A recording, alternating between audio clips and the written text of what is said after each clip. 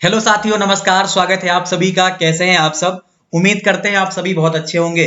दोस्तों, आज के इस वीडियो में हम सब बातचीत करेंगे भारत में प्रथम को लेकर जो भी महत्वपूर्ण सवाल बन सकते हैं वो सब आपके समक्ष होंगे और ये आपकी परीक्षा में बार बार पूछे गए हैं और आगे भी पूछे जाएंगे।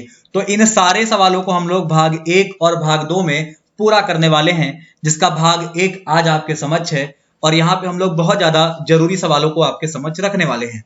पहला सवाल आपके स्क्रीन पर है, भारत की प्रथम महिला राजदूत कौन थी? या भारत की प्रथम महिला राजदूत के रूप में आप किसको जानते हैं? तो ध्यान में रखिएगा, भारत की प्रथम महिला राजदूत के रूप में आप विजयलक्ष्मी पंडित को जानते हैं। किसको? विजयलक्ष्मी पंडित को जानते हैं। ये बहुत ज्यादा इंपॉर्टेंट है और आपकी परीक्षा में बहुत बार पूछा भी गया है। अगला सवाल है, हिंदी भाषा का प्रथम समाचार पत्र कौन सा माना जाता है?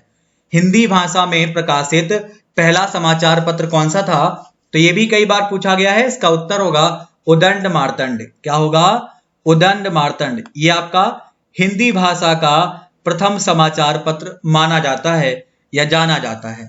ठीक है, तो ये भी बहुत बार पूछा गया है। अगला सवाल है, भारत में वित्त आयोग के प्रथम अध्यक्ष कौन थे? या भारत में वित्त आयोग के प्रथम अध्यक्ष कौन माने जाते हैं?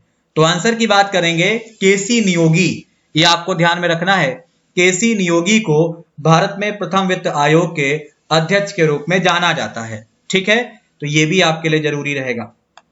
अगला सवाल आपके स्क्रीन पर है कि नई दिल्ली स्थित राष्ट्रपति भवन में रहने वाला प्रथम व्यक्ति कौन था? नई दिल्ली स्थित राष्ट्रपति भवन में रहने वाला प्रथम व्यक्ति लॉर्ड इरविन माना जाता है। कौन? Lord Irwin. चलो भाई, एक सवाल आपको कमेंट बॉक्स में लिख देना है। कमेंट बॉक्स का मतलब है कमेंट में करिएगा, गांधी इरविन समझौता कब हुआ था? ये आपका कमेंट में आपको करना है कि गांधी इरविन समझौता कब हुआ था। चलिए, फिलहाल अगला सवाल है, अंटार्कटिक तक पहुंचने वाला प्रथम महिला कौन मानी जाती है? अंटार्कटिक पर पहुंचने वाली प्रथम महिला के रूप में आप किसको जानते हैं? तो नाम है मेहर मूसा। क्या नाम है? मेहर मूसा। ये भी आपके एग्जाम के लिए बहुत जरूरी है, इसे भी आप अच्छे से याद रखें। चलिए, अगला सवाल है, उत्तरी ध्रुव पर पहुंचने वाली प्रथम महिला कौन मानी जाती हैं? उत्तरी ध्रुव पर पहुंचने वाली पहली महिला के रूप में आप प्रीति सेन गुप्ता का नाम लेते हैं। किसका? प्रीति सेन गुप्ता का। ये आपके लिए बहुत ज्यादा जरूरी है, आप इसे ध्यान में रखें। अगला सवाल है, भारत का प्रथम परमाणु केंद्र कौन सा माना जाता है? भारत का पहला परमाणु केंद्र कौन सा माना जाता है? तो इसका उत्तर होगा तारापुर। एक सवाल आपको कमेंट बॉक्स में बताना है कि ये तारापुर पड़ता कहां पे है। ये आप सभी को क्या करना है, कमेंट करके मुझे बताना है ये तारापुर पड़ता कहां पे है। क्लियर? चलिए आगे बढ़ते हैं। तो भारत का प्रथम समाचार पत्र कब प्रकाशित हुआ था? भारत का प्रथम समाचार पत्र जो है वो कब प्रकाशित हुआ था? तो वो 1780 में हुआ था, 1780। एक सवाल आपको ये भी बताना है कमेंट बॉक्स में कि ये किसने किया था। भारत का प्रथम समाचार पत्र जो है वो किसके द्वारा प्रकाशित किया गया था? इसे भी आप कमेंट बॉक्स में लिखिए। ठीक है, ये भी आपके लिए बहुत ज्यादा जरूरी रहेगा। चलिए अगला आइए, भारत की प्रथम मिसाइल कौन सी थी? या भारत की प्रथम मिसाइल कौन सी मानी जाती है? पृथ्वी। ये आपके लिए बहुत इंपॉर्टेंट है। कौन सी मानी जाती है? ये पृथ्वी मानी जाती है। ये आपके लिए बहुत जबरदस्त है। अच्छा, एक सवाल आपको कमेंट बॉक्स में और लिख देना है कि मिसाइल मैन किसे कहा जाता है? सभी लोग बताइएगा, मिसाइल मैन किसे कहा जाता है? चलो भाई, अगला सवाल आपको बताना है, भारत में प्रथम रेल लाइन कब चली थी? भारत में प्रथम रेल लाइन जो है वो कब चली थी? ये यहाँ पे सवाल ये है कि भारत में पहली जो रेल है वो कब चलाई गई थी? तो वो 1853 में, समझ गए, 1853 में चली थी। और उस समय हमारे यहाँ पे जो गवर्नर थे वो कौन थे? लॉर्ड डलहौजी। डलहौजी का नाम आप सब जानते हैं। एक सवाल आपको बताना है कमेंट बॉक्स में कि ये जो पहली ट्रेन चली थी वो कहां से कहां तक के लिए चली थी। ये आपका सवाल है कि ये जो ट्रेन है आपकी वो कहां से कहां तक के लिए चली थी। ये बहुत इंपॉर्टेंट है। अगला सवाल है, भारत में प्रथम जनगणना कब की गई थी? भारत में पहली जनगणना कब की गई थी? तो ये 1872 में की गई थी। कब? 1872 में। कमेंट करके मुझे बताइए ये जनगणना किसके टाइम में करी गई थी? ये आपको कमेंट करके बताना है। ठीक है, चलिए अगला सवाल है, भारत की पहली नदी घाटी परियोजना कौन सी मानी जाती है? भारत की प्रथम नदी घाटी परियोजना के रूप में आप किसको मानते हैं? तो ध्यान रखिएगा, प्रथम नदी घाटी परियोजना दामोदर मानी जाती है। कौन सी? दामोदर मानी जाती है। ये आपके लिए बहुत ज्यादा इंपॉर्टेंट है, आप इसे भूलेंगे नहीं। एक सवाल आपको बताना है, दामोदर नदी को कहाँ का शोक कहा जाता है? दामोदर नदी को कहाँ का शोक कहा जाता है? तो ध्यान में रखिएगा, वेस्ट बंगाल का शोक कहा जाता है। ठीक है भाई। अगला सवाल है, भारत में स्थापित प्रथम राष्ट्रीय उद्यान कौन सा था? भारत में स्थापित पहला राष्ट्रीय उद्यान जिम कॉर्बेट माना जाता है। अब जिम कॉर्बेट से एक सवाल बनता है कि जब इसे स्थापित किया गया था तब इसका नाम जिम कॉर्बेट नहीं था, तब इसका नाम क्या था? ये आपको कमेंट बॉक्स में बताना है। और इसकी स्थापना कब हुई थी, ये भी आपको कमेंट बॉक्स में बताना है। अगला सवाल है, भारत में सर्वप्रथम हवाई डाक सेवा कब शुरू करी गई थी? तो भारत में सबसे पहले हवाई डाक सेवा 1911 में शुरू करी गई थी। कब? 1911 में। ये भी आपके लिए बहुत ज्यादा जरूरी है, बहुत ज्यादा इंपॉर्टेंट है। चलिए आगे बढ़ते हैं। तो अगला सवाल है, भारतीय वायुसेना का विमान अकेले उड़ाने वाली महिला पायलट कौन मानी जाती हैं? भारतीय वायुसेना का विमान अकेले उड़ाने वाली महिला पायलट कौन मानी जाती हैं? तो इनका नाम है हरिता देवल। क्या नाम है? हरिता देवल। यहां पे सवाल को पहले ठीक से जान लीजिएगा, अकेले विमान उड़ाने वाली, यहां पे पढ़ पा रहे हैं आप लोग? ये आपके लिए इंपॉर्टेंट है और ये आपको ध्यान में रखना है। इस रूप में आप हरिता देवल का नाम जानते हैं। भारत में प्रथम फिंगरप्रिंट ब्यूरो की स्थापना कहां हुई थी? तो भारत में प्रथम फिंगरप्रिंट ब्यूरो की जो स्थापना है वो कोलकाता में हुई थी। कहां पे? वो आपकी कोलकाता में हुई थी। वो आपको ध्यान में रखना है, वो आपके लिए जरूरी भी है। ठीक है भाई, भूलिएगा बिल्कुल नहीं।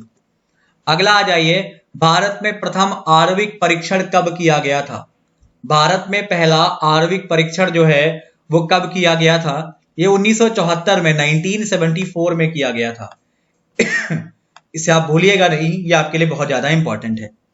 चलिए, भारत का पहला बायोस्फीयर रिजर्व कौन सा माना जाता है? तो भारत का पहला बायोस्फीयर रिजर्व जो है वो आपका नीलगिरी। ये आपको ध्यान में रखना है, ये नीलगिरी की कहानी है जो आपको दिमाग में सेट रखनी है। चलिए अगला सवाल है, राज्यसभा की प्रथम महिला उपसभापति कौन मानी जाती हैं? राज्यसभा की प्रथम महिला उपसभापति वायलेट अल्बा मानी जाती हैं। कौन? Violet Alba. तो ये आपके लिए जरूरी रहेगा, बहुत ज्यादा इंपॉर्टेंट है। अगला सवाल है, माउंट एवरेस्ट फतह करने वाली प्रथम भारतीय महिला कौन थी? तो माउंट एवरेस्ट फतह करने वाली प्रथम भारतीय महिला बछेंद्री पाल मानी जाती हैं। कौन? बछेंद्री पाल मानी जाती हैं।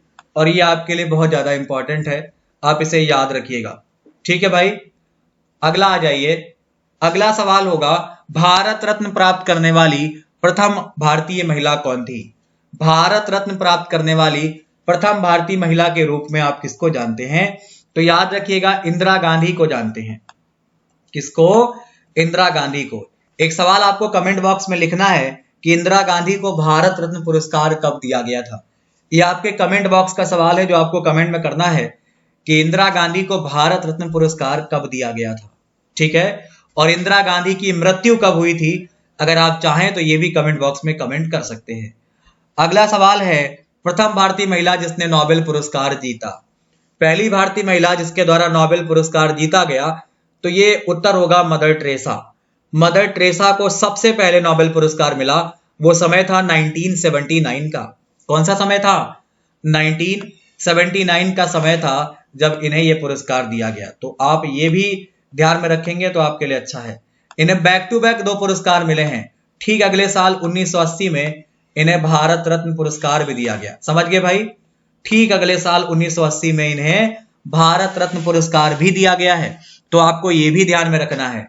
ठीक है, चलिए, भारत में पहली नियमित जनगणना कब की गई थी? भारत में पहली नियमित जनगणना जो है वह 1881 में की गई थी। 1881 यानी कि नियमित का मतलब क्या है? इसके बाद हर 10 साल के बाद आपकी जनगणना स्टार्ट हो गई। समझ गए? इसे आप नियमित जनगणना कहते हो। यह आपके लिए जबरदस्त है, आपको याद भी रखना है। चलिए अगला सवाल है, भारत रत्न प्राप्त करने वाली प्रथम महिला संगीतकार कौन थी? भारत रत्न प्राप्त करने वाली प्रथम महिला संगीतकार के रूप में आप किसका नाम जानते हैं? तो नाम है सुब्बालक्ष्मी का, MS सुब्बालक्ष्मी। ये आपको जरूर याद रखना है ये आपके एग्जाम को लेकर भी जरूरी है। अगला सवाल है, विश्व वुशु चैंपियनशिप में स्वर्ण पदक जीतने वाले प्रथम भारतीय पुरुष खिलाड़ी कौन बने? तो विश्व वुशु चैंपियनशिप में स्वर्ण पदक जीतने वाले प्रथम भारतीय पुरुष खिलाड़ी के रूप में आप प्रवीण कुमार का नाम जानते हैं। किसका नाम जानते हैं? प्रवीण कुमार का नाम जानते हैं। तो भाई ये हमारे वो 25 सवाल थे जो भाग 1 में आपके समझ थे। इसके बाद आपको भाग 2 भी हम प्रोवाइड करेंगे, जहां पर आपके लिए 25 और इंपॉर्टेंट सवाल होंगे और ये सबसे ज्यादा बार पूछे गए हैं। चलिए कुछ और बातें कर ले। अगर आप इन सब चीजों का डिटेल करना चाहते हैं तो आप मुझे अनअकैडमी पर फॉलो कर सकते हैं। अब आप मुझे फॉलो कैसे करोगे, उसका लिंक आपको नीचे वीडियो के डिस्क्रिप्शन में मिल जाएगा, जहां से आप मुझे फॉलो कर सकते हैं। और अगर आप इन सब चीजों का डिटेल करना चाहते हैं तो आपको अनअकैडमी प्लस ज्वाइन करना पड़ेगा, जहां पर रेलवे कैटेगरी में हम आपको इन सब चीजों का प्लस पढ़ा रहे हैं, मतलब इन सब चीजों का डिटेल पढ़ा रहे हैं। प्लस लेने के लिए आपको मेरा कोड यूज करना है दीपक सिंह YT10। अगर आप ये कोड यूज करेंगे तो आप प्लस पे आ जाएंगे। सिर्फ यही नहीं, अगर आप मेरी फ्री क्लास भी करना चाहते हैं तो वो भी आपको मिल जाएंगी 8 बजे रात में रेगुलर आपको मिलती हैं हमारी फ्री क्लासेस, जहां पर आप इन सब चीजों को बिल्कुल फ्री पढ़ सकते हैं। उसके लिए आपको अनलॉक कोड यूज करना पड़ेगा दीपक सिंह YT10। ठीक है भाई। अच्छा, कुछ और महत्वपूर्ण बातें कर ली जाए तो अगर आप चाहते हैं इन सब चीजों को डिटेल में पढ़ना, वो भी बैच के रूप में, जहां पर आपको सारे विषय मिले, तो आप मेरा फाउंडेशन बैच ज्वाइन कर सकते हैं, जो 7 जुलाई को स्टार्ट हुआ है और यहाँ पर हम आपको डिटेल में पढ़ा रहे हैं। यह हमारा संकल्प बैच है, आप ये भी चाहें तो ज्वाइन कर सकते हैं। ये भी आपका 7 जुलाई से स्टार्ट हुआ है। प्लस चार्ज की बात करेंगे तो एक नॉर्मल सी फीस आपको देनी है, मात्र 150 रुपए महीने। अगर आप 2 साल का प्लस लेते हैं तो आपको 150 रुपए महीना ही पे करना है। अगर आप 1 साल का प्लस लेते हैं तो आपको 250 रुपए महीना ही पे करना है। तो इस तरीके से अगर आप प्लस ज्वाइन करते हैं तो आपको सारी चीजें डिटेल में मिलती हैं। तो भाई भाग 1 को आज हम समाप्त करते हैं। इसमें हमने 25 सवालों की बात करी है और भाग 2 के 25 सवाल जल्द आपके सामने होंगे, जो आपको मिल जाएंगे। आप ये सारी चीजें प्लेलिस्ट से भी ढूंढ सकते हैं और वहां से अपनी तैयारी को आप बेहतर कर सकते हैं। हम आपसे मिलेंगे अपने अगले वीडियो में। आज के लिए इतना ही। नमस्कार, धन्यवाद, बाय बाय।